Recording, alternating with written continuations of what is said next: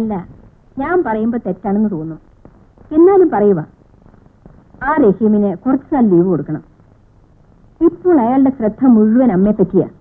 Car ഓടിക്കുമ്പോൾ തന്നെ എത്ര ആബ്സെന്റ് മൈൻഡഡ് ആണെന്നോ. ഇന്ന് പോരുന്ന വഴി 4 വെച്ച് ഞാൻ കരുതി എല്ലാം തീർന്നെന്ന്. നിന്നോട് അയാൾ പറഞ്ഞോ അവധി വേണമെന്ന്? എന്ന് പറഞ്ഞില്ല. പക്ഷേ ഈയിടെ അയാൾക്ക് ഏതു നേരവും ചിന്ത അത് മാത്രമേ ഉള്ളൂ.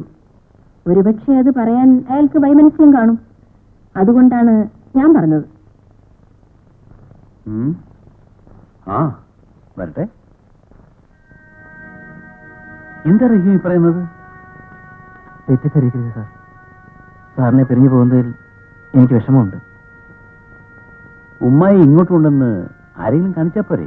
ഇനി ആരെയും കാണിച്ചിട്ട് കാര്യമൊന്നുമില്ല സാർ. ഉമ്മയുടെ അസുഖം മാറുന്നൊന്നുമല്ല. പിന്നെ ഇനിയുള്ള സമയം ഉമ്മയുടെ അടുത്തിരിക്കുക, അത്ര തന്നെ. റഹീമിന് നിർബന്ധമാണോ പോണമെന്ന്?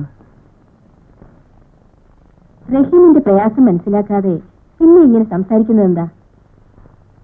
അമ്മയുടെ ഈ നിലയിൽ ഒരു മകന് പോകാതിരിക്കാനൊക്കുമോ? പോരെങ്കിൽ റഹീം ഒറ്റ മകനാണ് താനും. എന്താ റഹീം, ഞാൻ പറഞ്ഞത് ശരിയല്ലേ? എന്നാൽ അങ്ങനെ ആകട്ടെ. റഹീമിന് എന്ന് വേണമെങ്കിലും ഇങ്ങോട്ട് വരാം. അതിന് മടിക്കേണ്ട കാര്യമൊന്നുമില്ല. എപ്പോൾ വേണമെങ്കിലും ഈ വീട്ടിലേക്ക് വരാനുള്ള സ്വാതന്ത്ര്യം റഹീമിനുണ്ടായിരിക്കും.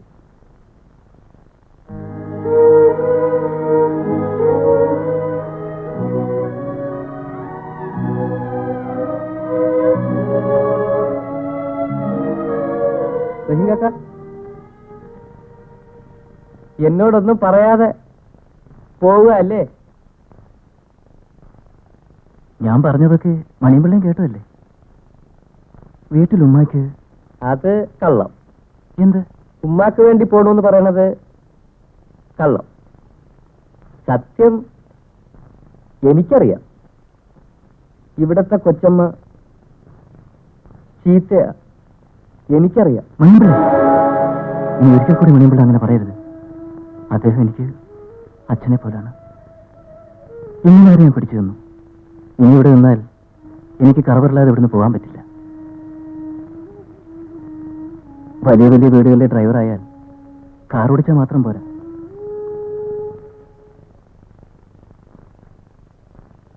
വലിയ വീട്ടിലെ ഡ്രൈവറായ കാർ ഓടിച്ചാൽ മാത്രം പോരാ. പിന്നെ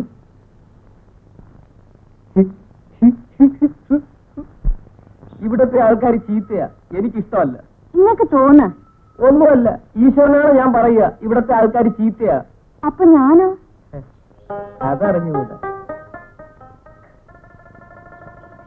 ഇന്നലെ നിന്റെ അച്ഛൻ എനിക്ക് പ്രീച്ചായ തന്നല്ലേ? അതെന്റെ വാപ്പിയൊന്നല്ല. എനിക്ക് ഉമ്മയില്ല, വാപ്പിയില്ല. എന്നെ എടുത്തു വളർത്തി വല്യാപ്പയാ. അപ്പൊ അമ്മ അച്ഛനും? എനിക്കറിഞ്ഞൂടാ. ഇപ്പൊ ഞാൻ വല്യാപ്പയുടെ മോളാ. വല്യാപ്പയ്ക്കിനെ വലിയ ഇഷ്ടാ. പക്ഷേ വല്യാപ്പയ്ക്ക് സുഖമില്ല. നിക്കറ നിപ്പി വീണ് പടയ്ക്കും. വായന പതയും വരും. അയ്യോ, അത് തന്നെയാ, മാറൂല. നാട്ടിൽ കുട്ടിക്കൃഷ്ണ മേശയുടെ മോനും അത് വന്നാ ചാത്തെ.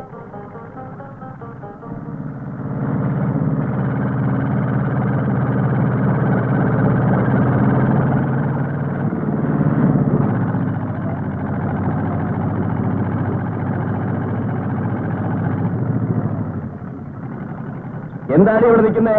പശുവിനെ മേയ്ക്കാൻ വന്നതാ. പശുവിനെ മേയ്ക്കാൻ വന്നതാ. ഇവനേതാ? അടുത്തുള്ളതാ. അടുത്തുള്ളതോ? ഇതാ, ഇത് നിനക്കുള്ളതാ.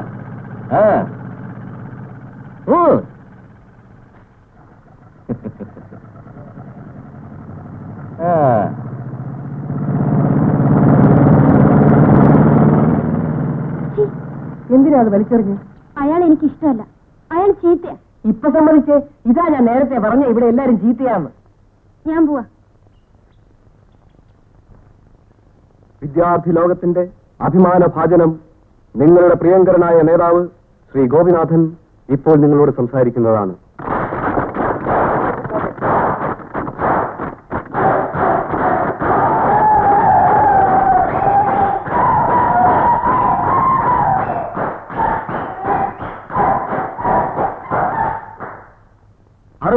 ൽ ഇവിടെ എന്താണ് സംഭവിച്ചത്?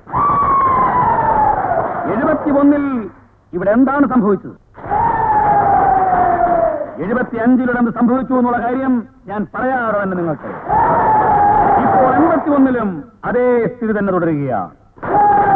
വിദ്യാർത്ഥികളോട് തരിമ്പ് പോലും ആലോചിക്കാതെ ഇവിടുത്തെ യൂണിവേഴ്സിറ്റി പരീക്ഷകൾ നിശ്ചയിച്ചിരിക്കുകയാണ്.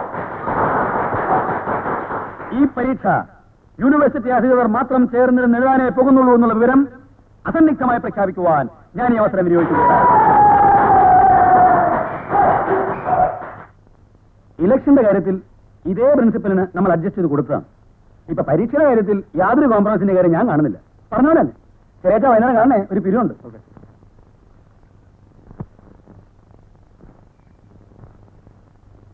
ഉഗ്രായിരുന്നു. എന്തോന്ന്? ഞാൻ കേട്ടല്ലേ, ഉഗ്രായിരുന്നു. ഞാനിവിടെ ചേർന്ന കൈയടിച്ചേ. വാ കേറി വാ. എന്താ തന്റെ പേര്? മണിയമ്പിള്ള. മണിയമ്പിള്ള. Very good. എന്ത് ചെയ്യുന്നു? പ്രൊഫസറുടെ വീട്ടിൽ നിൽക്കുക. നമ്മുടെ പരമേശ്വരൻ സാറിന്റെ? ആ, അവിടത്തെ കൊച്ചിന് ഉച്ചയ്ക്കുള്ള ചോറും കൊടുത്തേച്ച് വരുവാ. അപ്പോഴാ കണ്ടേ. എനിക്കിഷ്ടമായി. ഉഗ്രമായിരുന്നു. എന്തിനാ എല്ലാരും കൈയടിച്ചേ? മണിയമ്പിള്ളയും കൈയടിച്ചില്ലേ? അടിച്ചു. എന്തിനാ അടിച്ചേ? അതറിയാൻ മേലെ. എന്തുവായി വിളിച്ചു പോയി പറഞ്ഞേ? വിളിച്ചു പോയി പറഞ്ഞു. ആ, എന്നോട് വേലയൊന്നും നടക്കണ്ട, ഞാൻ കണ്ടവാ. എന്ത് കണ്ടു? ഏതാണ്ടൊക്കെ വിളിച്ചു പോയി പറഞ്ഞപ്പോഴാണല്ലോ കയ്യടി കിട്ടിയേ. അതെ, പക്ഷെ അതിപ്പോ പറഞ്ഞാൽ മണിയമ്പിള്ളയ്ക്ക് മനസ്സിലായി. ഞാൻ ലോകത്ത് ഇന്ന് വരെ ഉണ്ടായിട്ടുള്ള വലിയ വലിയ വിപ്ലവങ്ങളെ പറ്റി പ്രസംഗിക്കുകയാണ്. ആരാ പറഞ്ഞേ എനിക്ക് വിപ്ലവം അറിയത്തില്ലെന്ന്? ആഹാ, മണിയമ്പിള്ളയ്ക്ക് വിപ്ലവം എന്താണെന്ന് അറിയാമെന്നോ? എനിക്കറിയാം, വീട്ടിൽ അച്ഛനും അറിയാം. പക്ഷെ അമ്മച്ചിക്ക് അറിഞ്ഞുകൂടാ. നാട്ടിലാണേ അച്ഛൻ എന്നും ജോലി കഴിഞ്ഞ് വരുമ്പോ കുട്ടിക്കൃഷ്ണൻ മേശയുടെ കടയിൽ നിന്ന് 2000 രൂപയ്ക്ക് വിപ്ലവം കഴിച്ചോണ്ടാ വരുന്നത്. വന്നാ സാർ പറയണ പോലെയൊക്കെ സംസാരിക്കും. വിപ്ലവം കൂടുതൽ കഴിച്ചാ അമ്മച്ചിയെ വീഴ്ത്തുകയും ചെയ്യും. താൻ ആളൊരു കൊച്ചു രസികനാണല്ലോ മണിയമ്പിള്ളേ. ഈ പത്രം എനിക്ക് തരാമോ? അത് ഇന്നത്തെ പത്രമല്ലേ? ഞാൻ പോലും നേരെ വായിച്ചില്ലല്ലോ. എന്തിനാ വായിക്കാനാ? എനിക്ക് വായിക്കാൻ അറിഞ്ഞൂടല്ലോ. പിന്നെ ഈ പടം കുറിച്ചെടുക്കാനാ ഞാൻ സിനിമാ നോട്ടീസും പരസ്യവും ഒക്കെ എടുത്തു വെക്കും. എനിക്കത് വലിയ ഇഷ്ടമാണ്. സിനിമ കാണത്തില്ലയോ? ഏയ്, അന്തസ്സുള്ള ആൾക്കാര് സിനിമ ആണോ മണിയമ്പിള്ളേ? ഞാൻ എല്ലാ പടവും കാണുന്ന കൂട്ടത്തിലാ. നസീറിന്റെ ആ കൂടുതലും. നസീർ ഉണ്ടെങ്കിലേ പടത്തിനൊരു ഇതുള്ളു. ആഹാ, ആ, ശരി. മണിയമ്പിള്ള ഒരു കാര്യം ചെയ്യും, നാളെ ഏതാണ്ട് ഈ സമയത്ത് ഇങ്ങോട്ട് പോരെ. ഞാൻ ഈ പത്രം അങ്ങ് വന്നേക്കാം. എന്നാ ഞാൻ പോട്ടെ. ആ. താമസിച്ച് എന്നാ വീട്ടിൽ വഴക്കൂറി. സമയം കിട്ടുമ്പോഴേ ഇങ്ങോട്ട് പോരെ. നല്ലതൊക്കെ പറഞ്ഞോണ്ടിരിക്കാം. ആ. ഹലോ, അമ്മയാണോ?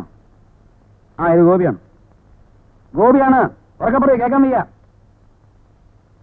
നിങ്ങൾ എന്നാ ഇങ്ങോട്ട് വരുന്നേ? 10-ാം തീയതിയോ? എന്തൊരു ബോധേർപ്പാടാ. അമ്മയും അച്ഛനും 25-ാം തീയതി ഇങ്ങോട്ട് വരുന്നല്ലേ പറഞ്ഞിരുന്നത്. ഞാനതുകൊണ്ട് 25 വരെ പാർട്ടി വിട്ടു കൊടുത്തിരിക്കുക വീട്. ആ, അവിടെ മീറ്റിങ്ങിന്. അതമ്മ പറയണം. അച്ഛനോട് അമ്മ ലൈനിൽ പറഞ്ഞോണ്ടാ മതി. 25-ാം തീയതിക്ക് മുമ്പ് അമ്മ ഇങ്ങോട്ട് വരരുത്. വന്നവിടെ മുഴുവൻ പാർട്ടിക്കാരായിരിക്കും. അച്ഛനോട് പറയണം